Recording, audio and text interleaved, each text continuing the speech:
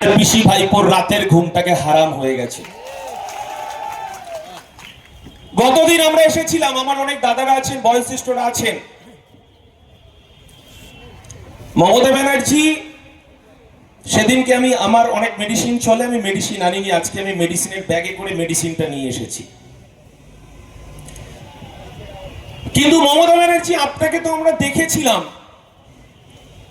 আপনি এই বাংলায় সংখ্যালঘু আদিবাসী দলিতদের হয়ে এই কলকাতার রাজপথে আমরা আপনাকে দেখেছি, এই কলকাতায় ধর্ণা মঞ্চে বসে এই বাংলার নতুন পরিবর্তন এনেছিলেন।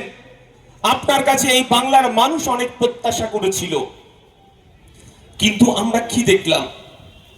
মমতা ব্যানার্জি, এই রেড রোডে আপনি হিজাব পরার আড়ালে এই বাংলার সংখ্যালঘু আদিবাসী দলিত মানুষকে আপনি ঠকালেন। এর উত্তর চাইতে আমরা আবার এই ধর্ণা মঞ্চে হাজির হয়েছি। আমার দলের সেনাপতি নওশাদ সিদ্দিকী সহ আরো 20টা সংগঠন আমরা বসেছি, 30টা। আমরা জানি না এর শেষ কোথায় হবে। আমরা জানি না মমতা ব্যানার্জির পুলিশকে আমাদের কত রক্ত দিতে হবে। আমরা জানি না এই বাংলায় মমতা ব্যানার্জি এই হিজাব পরার আড়ালে, এই ইনশাআল্লাহ সুবহানাল্লাহর আড়ালে মমতা ব্যানার্জি আরো কত সংখ্যালঘু মানুষকে আক্রমণ করবে, জেলে ভরবে। আমরা সেটা জানি না।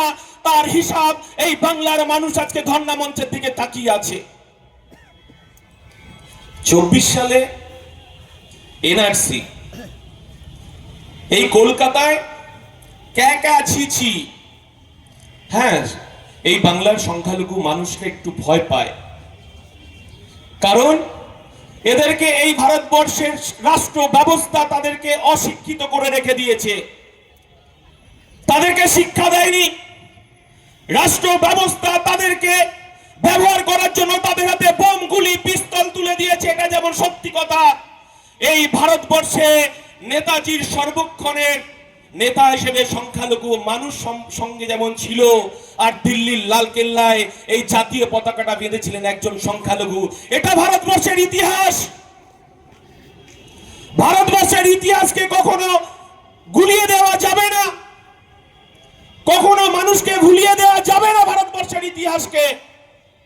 আর নরেন্দ্র মোদী, যদি আপনি ভেবে থাকেন এই ভারতবর্ষের ইতিহাসকে আপনি গুলিয়ে দিতে চাইবেন, তাহলে আপনি 2024-এ একটা রাম মন্দির তৈরি করে এই ভারতবর্ষে ধর্মনিরপেক্ষ, এই ভারতবর্ষের গণতন্ত্র প্রিয় মানুষ আপকি বার 400 পার আপনাকে মুখে থাপ্পড় মেরে বুঝিয়ে দিয়েছে, এদেশ আমার, এদেশ হিন্দুর যতটা দায়িত্ব আছে, মুসলমানের ততটা দায়িত্ব আছে, আদিবাসীর ততটা দায়িত্ব আছে। ভেবেছিলাম মমতা ব্যানার্জি হয়তো শিক্ষা নেননি, কারণ তিনি তো 2003 সালে আরএসএস এর মিটিং এ গিয়ে উনি কি বলেছেন এই ভারতবর্ষের মানুষ জানেন। এই মমতা বন্দ্যোপাধ্যায় এই বাংলায় পদ্ম ফুলের চাষ করেছেন এবং পদ্ম ফুলের সুগন্ধি ছড়াচ্ছেন।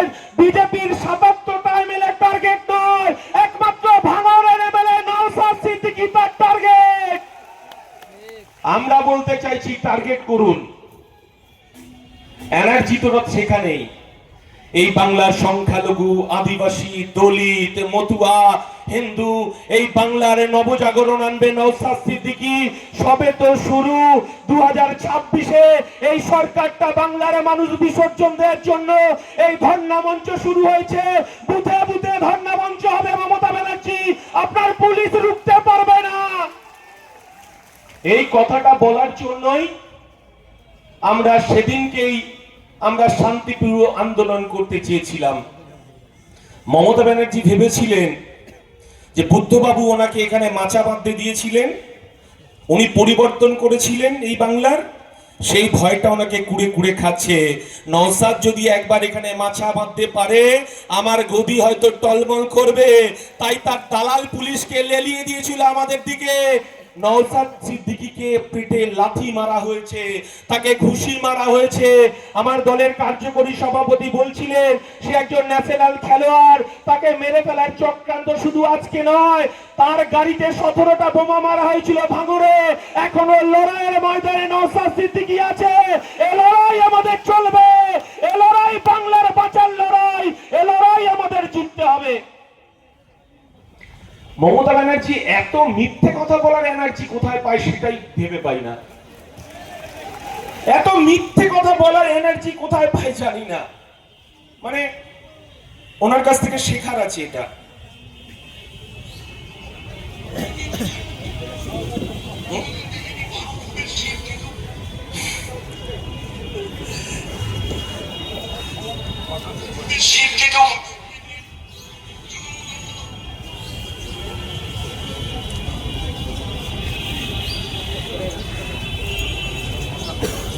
হ্যাঁ একটু এক মিনিট।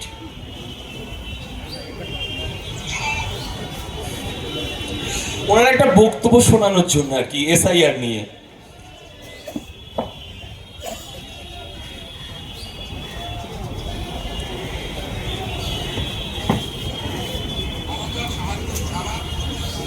আচ্ছা যাই হোক, পরে শুনিয়ে দেবো, আমি খুঁজে পাচ্ছি না।